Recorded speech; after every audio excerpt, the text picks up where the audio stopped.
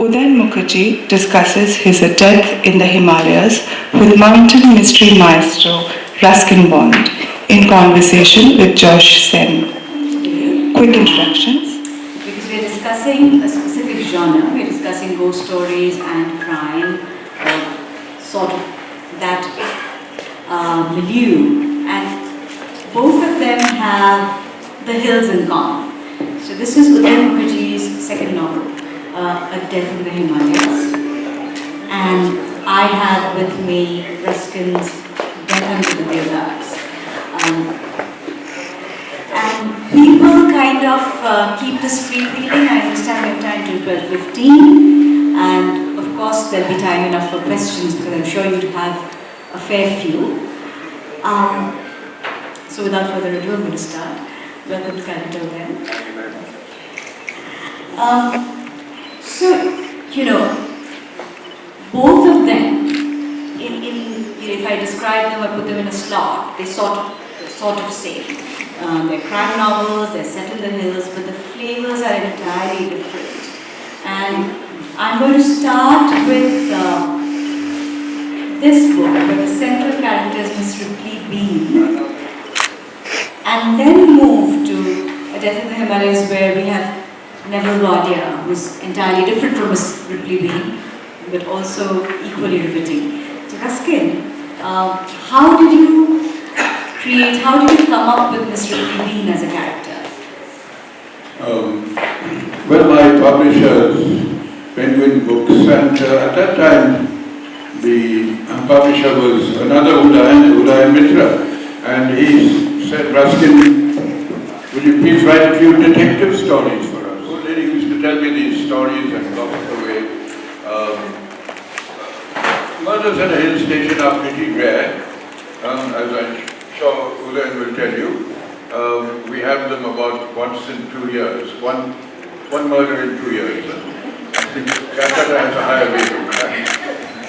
But so she told me a lot of stories. So some of the stories in Death Under the Himalayas are actually based on real incidents and murders that did take place. Unlikely though some of them may seem. So I think half are fiction and the others are non-fiction, which I've written in stories. So they give you a flavor of the hill station, of the period, because some of them took place 20, 30, 40 years ago. And of course the character of the old lady who tells. So she's not quite a Miss Marple, I gathered when I read. She's quite unique. No, she's not solving cases. She's telling me about unusual cases or murders that have taken place in the town over the years. So if you're a Christie fan, and I'm assuming many people are here, when I was reading Death Under the Himalayas, what came to mind was this book that was relatively less known when she first published it, called The Hound of Death, which had an element of the paranormal, an element of slightly different stories. Except of course, Miss Ripley Bean is a central character in all these stories because she's the narrator. Well, the odd ghost always sort of finds its way into some of my stories, and there are also a couple of supernatural tales. Well, I'm a great lover of crime fiction, detective stories. I could write a book about all the writers who've written over the years the traditional sort of detective story, and Udayan's book is on traditional lines. He has a detective from Bombay visiting Nainital, and he stumbles across a murder there, and he's invited to solve it, much as Hercule Poirot in the old days would be invited to solve a crime that took place in some place where he might have been visiting or just in retirement. So then, so you can see I only got to bed at 1 o'clock last night, but even then I managed to read his book, which was given to me at the last moment. That's why I'm so drowsy this morning. So Inspector Neville Wadia, And tell us about Inspector Neville White. He's your principal character. I went with this book to the Bangalore Literature Festival a few months back, and the person who was doing the interview out there, the writer herself, she looked at me and said, I see a lot of Neville in you. I don't know why she said that, but she said, but Neville is 62 or 63, retired. So I asked her, do you think I'm that old? He said, no, but I can see a lot of the modeling of the detective is based on you.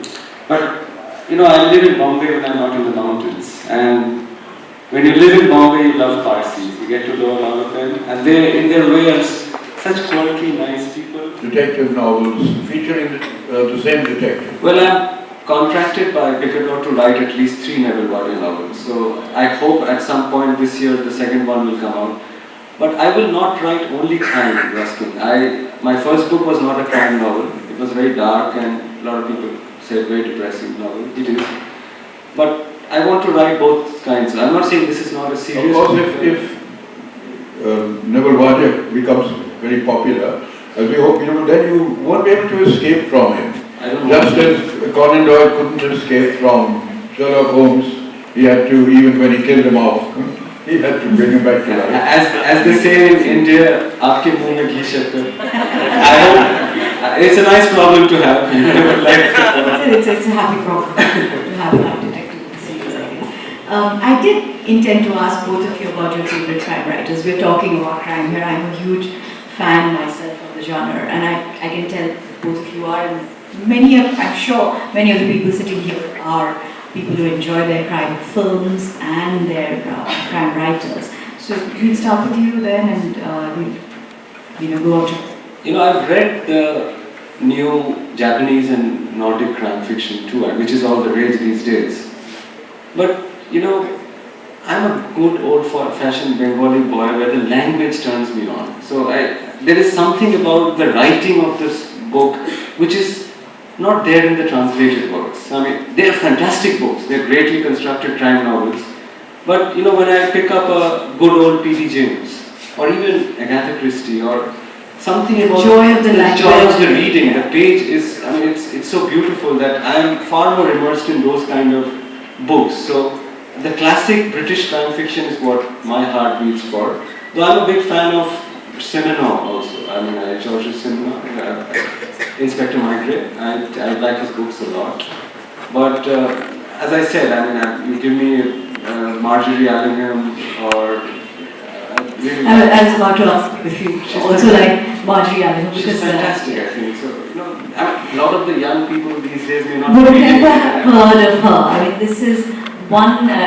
Calcutta has enough old libraries in the clubs, so do look up for Marjorie Allingham if you can. I discovered her very late in life, about maybe 15 years ago, and she was a revelation. She was an absolute revelation. Ruskin, your favorites? Well, when I was 10, I think I discovered Agatha Christie with One to Buckle My Shoe.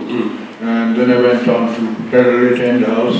And I think by the time I had finished school, I read all the books she'd written up to that date, which was 1950. But of course, she never stopped writing until she passed away. And I think the problem that Agatha Christie had was that in her very earliest novel, she has Hercule Poirot retired from the Belgian police force, and presumably in his 60s. And 50 years later, she was still writing about him and didn't know what to do about his age. So that if you read various, a number of her novels, it can be a bit confusing. You're not sure quite how old Poirot is in them. And I suppose that's the quandary. She never realized that he was going to be so popular. And that because normally he would have been over 100 otherwise by the time he himself got bumped off in curtains.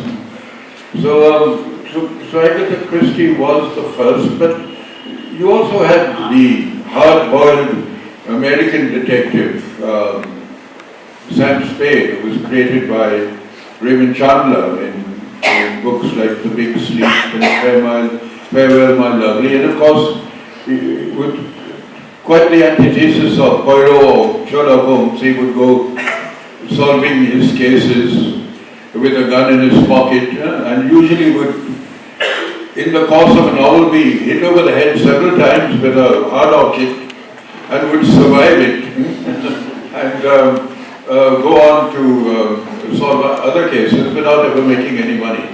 So that was a different kind of detective who continues in a way today in characters like Jack Reacher and other sort of heroes of crime novels, where it's not so much a case of who did it, but how he did it or how she did it. So it's very interesting actually that you talked about Jack Reacher, because the next thing I wanted to ask was if you and I interrupted, I'm sorry, but I got very interested. There is a view today that perhaps the crime novel in its written form is not going to be a thing anymore.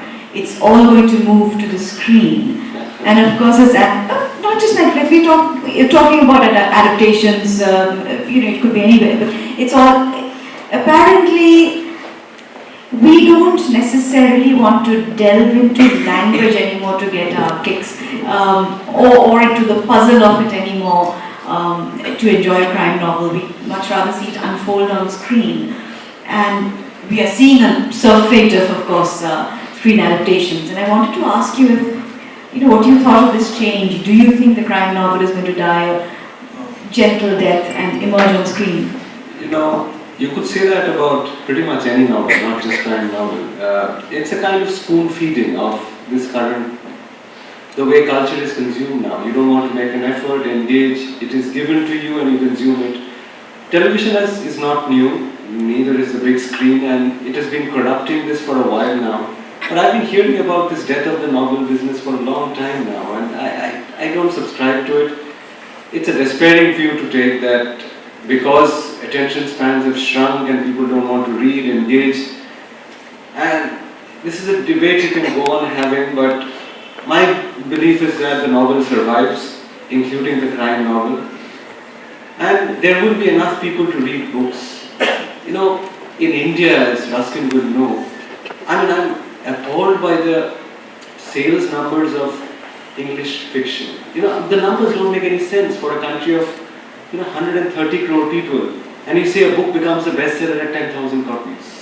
So the numbers are somehow enough to make a novelist despair or a publisher despair. So that problem remains, that we don't read enough. But I don't think it's getting incrementally worse. You can still write books and find. Do we not read enough or do we not buy enough? Sometimes I wonder. Well, Ruskin, you've been a writer for so long. We do say sometimes that we don't read enough in India, which is why books don't sell. But I think, to be perfectly honest, I don't read novels anymore. I read detective stories and I read crime novels, but I read short stories. okay. But I somehow cannot, maybe it's age or my attention span, but I find it very difficult to get through a long novel. As a boy, I would read complete works of Dickens. Now I can dip into Dickens, but I will not read one from beginning to end. So I don't know if it's just me or if You don't think it's the quality of work that you're picking up? Is it to do with that or your own? It could be my own, the fact that I want to get, I read a book a day. On the plane I read a crime novel coming here. But I would, with great difficulty, get into serious literature stories, and your detective novel will survive when all the others have not. but I don't think reading is dead. I think people are actually reading more. They're reading other things, they're reading on other mediums, and they're reading probably shorter things. These things come in waves. I think this is also a wave. It's an ebb and flow of things. That's true. So, It's not that young people are not reading. They are. I went to a good school, finished school in 1950, and we had an excellent library, and in a class of 35 boys, there were just two of us who actually were fond of reading. Now in those days there was no television, no internet, none of all the other diversions that we take today. But reading was a minority pastime then, and it's still a minority pastime, but today, because of the spread of education, the fact that so many people can read, so those numbers, those very small numbers, in terms of totality, it's huge, the number of people who can read. So even that minority of readers is now vast, which is why publishers are making money and some writers are making money too. So there is hope for all of us. There's a table full of books. We'll see at the end how many are sold today. Let's put some pressure on the audience. So the bit, I did obviously want our authors to read out from their books, and I had to ask them in the end.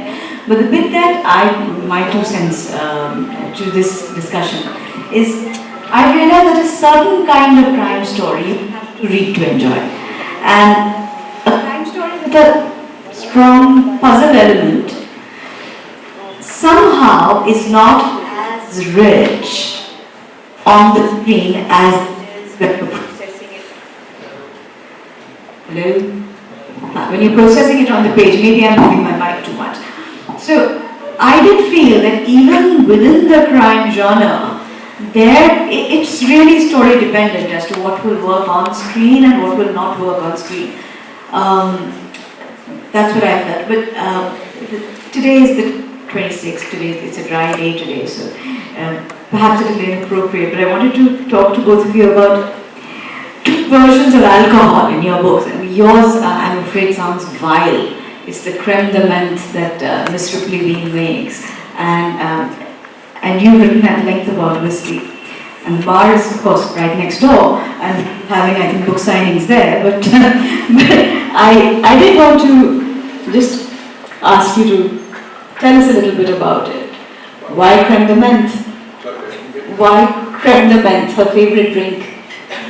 Miss Ripley Bean's favorite drink is this creme de menthe that she makes herself. Oh, yeah. Creme de menthe, you want the recipe for it.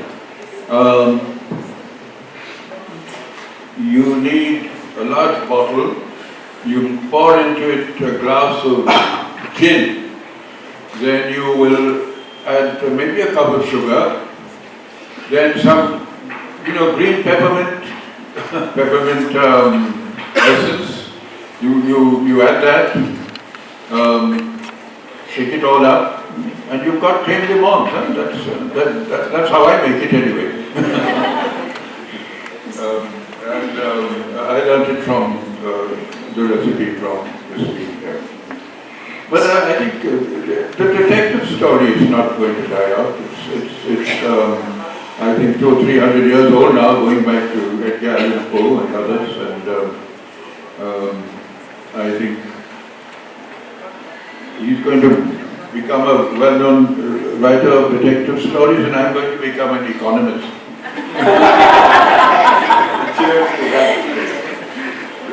Because royalties are so important to any writer who wants to subsist and survive on his writing, that you are forced to become an economist in a small way. Well, I spent a lot of time thinking about food and drink in the book. It's there in the book quite a bit. In that sense, it's a very Bengali book. Well, it's not true that other people from other parts of the country are not fond of their food and drink, but yes. But, the reason I dwell on it is, of course, there is a personal fondness for it. That aside, is that some of these books can be quite dark.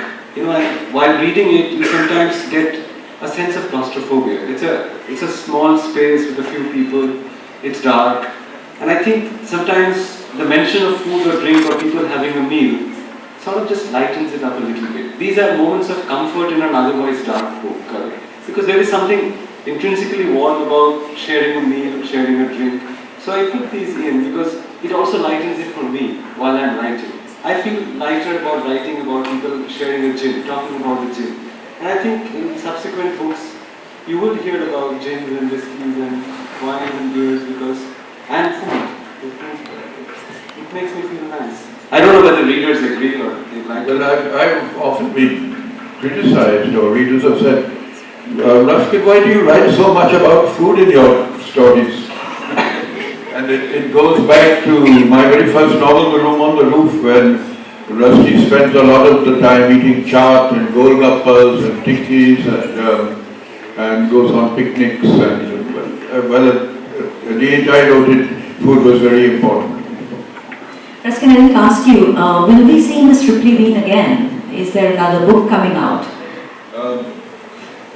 Yes, there is a boyhood memoir coming out, and then there's actually I've been asked to write a book for, there's so many young people now want to write books, I'm now writing them.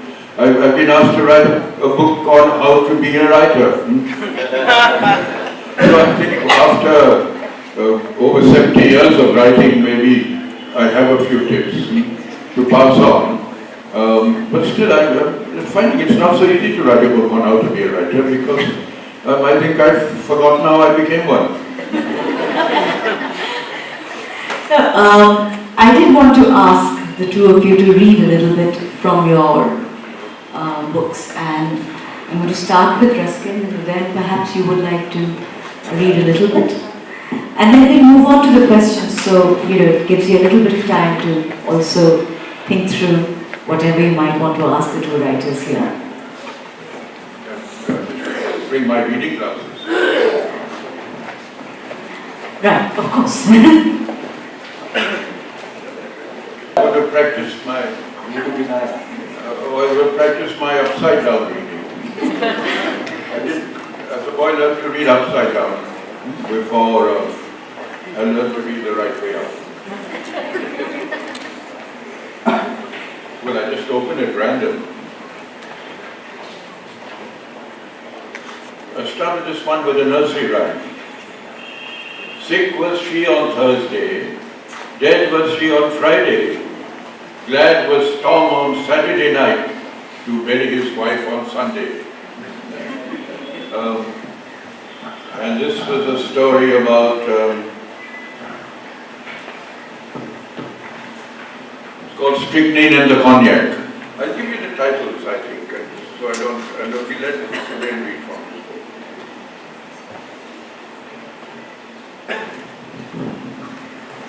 There's one called Born Evil, which was about a young man who was an arsonist. He went around setting fire to the schools that he didn't like, not to be read or by youngsters who are not very happy at school.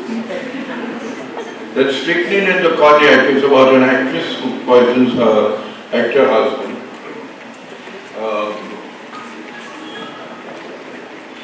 Arsenic in the post, well, that speaks for itself.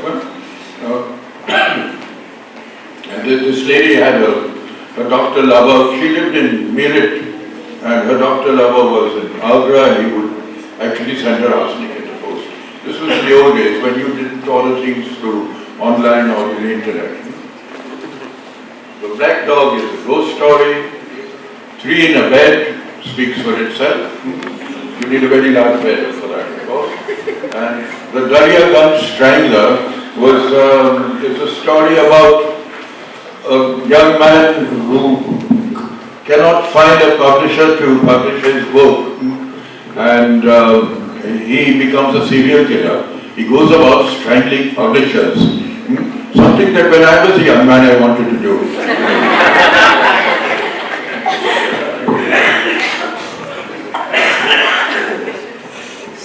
So I'll read out this little part where Neville Wadia and someone else has been just woken up, it's very early in the morning, by the local milkman. And this part is the discovery of the corpse. It's right in the first few pages of the book. So I'm not going to read out parts which will give away the mystery to you. So this is just after the young boy, the village boy has come and woken the cop up, Neville Wadia. The two of them, led by Nanu, ran out through the resort gate, crossing the main road that led to the main square, and up one of the mud paths that branched into a dense cluster of oak trees. They ran up the slope for a few hundred meters, Lalit and Nanu effortlessly, while Neville felt a bit breathless on account of his recent absence from this terrain. But soon they reached a point from which their journey turned downhill towards the water, and they made better time. Within a few minutes, they arrived at a secluded grove of kafal trees by the perennial stream Meethapani, which provided the village with its main source of water. Nanu refused to go any further, but Neville and Lalit didn't need to walk much more either, as only a few paces later, right after clearing a large thorn bush, they spotted the body. There could be no doubt that it was Claire. Her thick and unruly flaming red hair made the identification easy. There was no one in Bektola with that complexion and hair. Meethapani wasn't a deep stream, but there had been rains recently, the last of the retreating monsoon, and a steady trickle of water flowed over the dead. She was naked, lying face down in the murk. The dark-colored dress had been ripped open and floated limply in the water, held down by the corpse. Her legs were splayed, and from one protruding foot, a shoe, one of those sturdy slip-on walking sandals that Claire favored, had come off and lay by the stream. The familiar white-dialed Swiss railway watch was strapped to her wrist, glinting in the diffused sunlight. Neville's eyes, trained to take in small details, noted that the glass had shattered. This was no animal kill. Neville instinctively stopped a few meters short of the corpse, not wishing to contaminate the crime scene. But from the short distance, he could see that there wasn't a mark on Claire's exposed back, her legs. The only visible injury was to the side of her face that was turned to them. It had been bashed in beyond recognition to a red and black pulp. Some of her matted hair clung to it. This was no accident either. Lalit stood frozen in his tracks. It was a surreal sight of two disheveled men, one lean, tall, grey, the younger, short, stocky, dark-haired, standing dazed in front of the bloody corpse. The three men sat in the morning sun for what seemed like a very long time. Neville lost in his thoughts, Lalit stung to silence by the turn of events, and Nanu petrified, occasionally muttering to himself. By eight, the sun was sharp, and they were glad for the shade provided by the forest. It was a beautiful autumn morning. Mornings, even in their cottage, were filled with bird song, but here in the forest it was something else altogether. The sheer variety of birds which appeared in turns, calling out in their beautiful and distinctive voices, lent it an air of a natural orchestra. The birds appeared curious and seemed to have guessed that something was wrong. Their chatter sounded animated as they excitedly relayed the incident to birds of other kinds. It had the distinct ring of a conversation. On another day, Neville would have been mesmerized, but today he felt an enormous heaviness. Mornings after those disturbing dreams were usually like this, but today a nightmare of an entirely different proportion was playing out in front of his eyes. A murder here in Bektola, he just couldn't accept it. I've come a little late after your initial introductions and remarks, so the question may have been answered in the first 10 minutes. If so, you can please ignore it.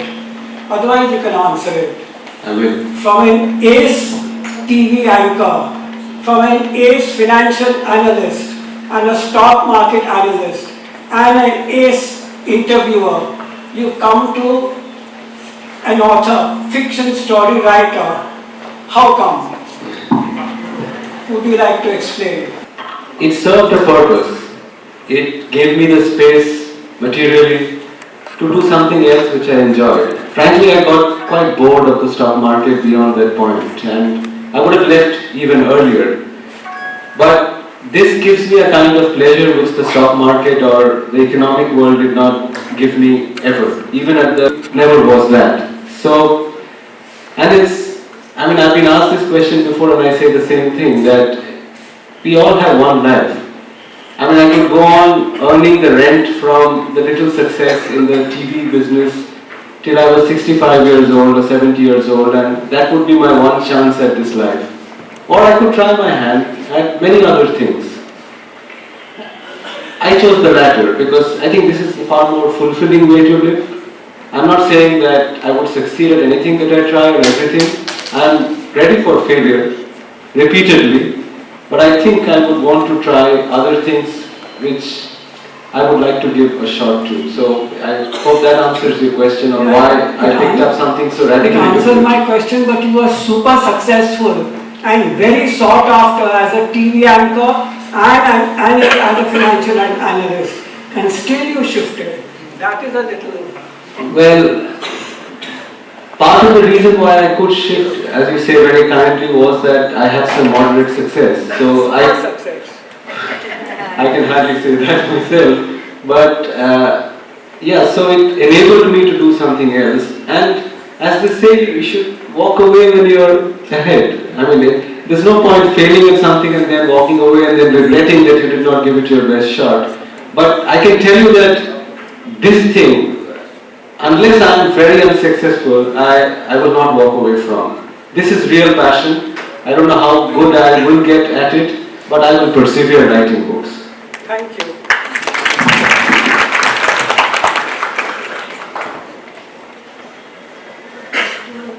Ask Mr. Ruskin Bond sir. I am a really huge fan of his, and I think we share the same love for the mountains. And my question is, throughout your life, you have lived in, not always, but the times you would be in mountains and you would have dry spells. You couldn't write. So, how did the mountains soothe you and help you write? How do the mountains? Help you write. How do the mountains help me write? How do the mountains help me write? They help in a tremendous way, yes, they do. Actually, a writer should be able to work and write anywhere, in a busy city or in a slum or on a railway platform, but nevertheless, if you are happy and the environment suits you, as the mountains do, in my case, it does help because it gives you a sort of tranquility. You're at peace with yourself. And also you, living in the mountains, you realize maybe that human beings are very tiny and insignificant as compared to the mountains and space in general and the planet overall. So it gives you a certain humility too. And I think a writer needs humility as well. And so the mountains make a tremendous difference, definitely. And does this add to the fact that you had always wanted to have your home in the mountains? Thank you. Sorry, I couldn't quite get your question because of the mic. Okay. And I think my hearing isn't as good as it used to be. No, those are not insecurities, I would say, because I'm not afraid of ghosts. The only ghosts I've met have been very helpful and kind and not scary in the least. But I don't know. Udayan might have another opinion on the matter. Well, you've asked a very complex question, and the answer to this will slowly present itself to you as you grow older. And I don't mean this in a bad way at all. But I don't believe in ghosts and I don't write about them. But sometimes I have a home in the mountains where surrounding the house there are only forests and there is only one house in the middle which is mine. And sometimes I stay in that house alone, there's nobody else. And at night it gets very dark in the forest. And you're walking around from room to room in the house is locked. You sometimes get a feeling that you will open a door and walk in and there will be someone. That someone need not be someone who is going to attack you or harm you in any way. It may even be a relative who's passed away, a grandmother maybe, as an example. But the thought that there will be someone in the house when you know that there isn't one, it's in your head, there is no one in the house. I think that's what you're meaning, that is it imagined? Actually ghosts are not there anywhere, but sometimes in our head we have this lurking fear that we will find someone who's not supposed to be there. So it's in our head, very much in our head.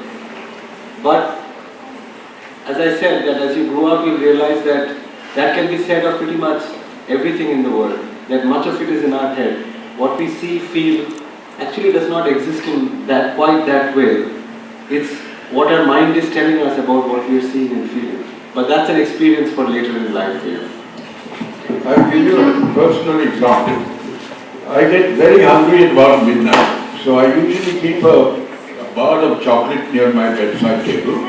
So I get up at 12 or 1 and munch it.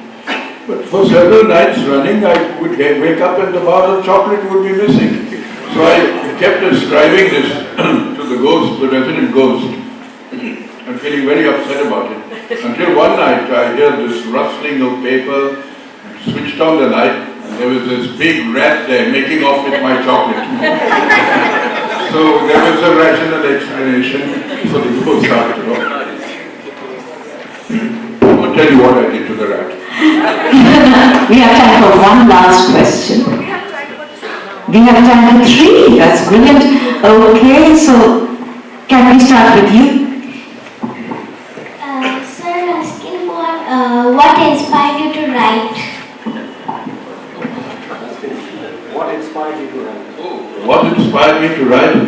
Well, I discovered there wasn't much anything else that I could do particularly well, except perhaps play football.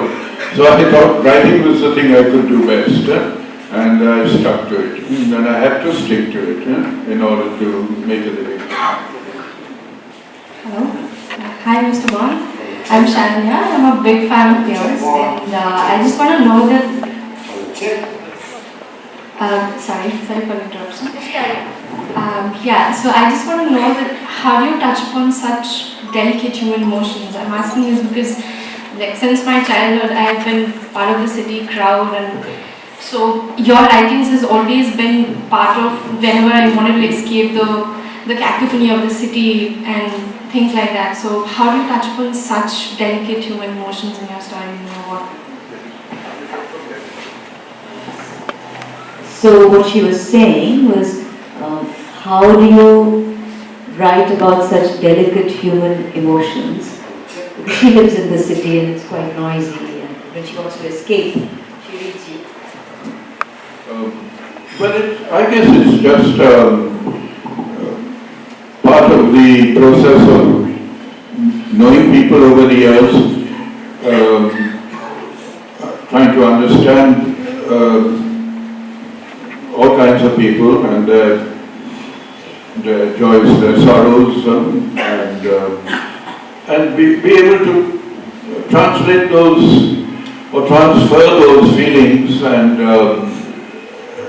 those sympathies into words and sentences and try to reflect the life around me in some small way. That's why my writing is so personal, because it's about relationships basically, and my responses to people like you.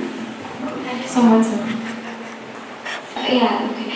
When you wrote A Face in the Dark, is it you wrote it just to show us that it was a ghost story, or to show us the psychological disturbances faced by Mr. Oliver because he was lonely, as he was a bachelor? When you wrote A Face in the Dark, was it an actual ghost story?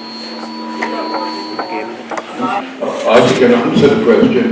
It's about, very briefly, a schoolmaster coming back to his school late at night, and he meets a boy sitting on the parapet who's weeping silently, and the schoolmaster, Mr. Oliver, asks the boy, "What's wrong, son?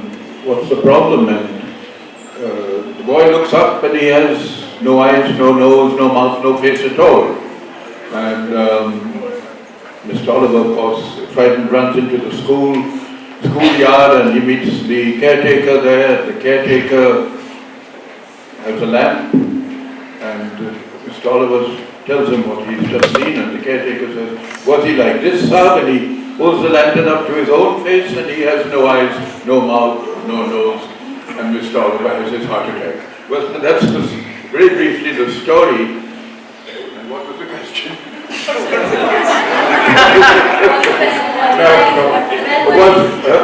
question was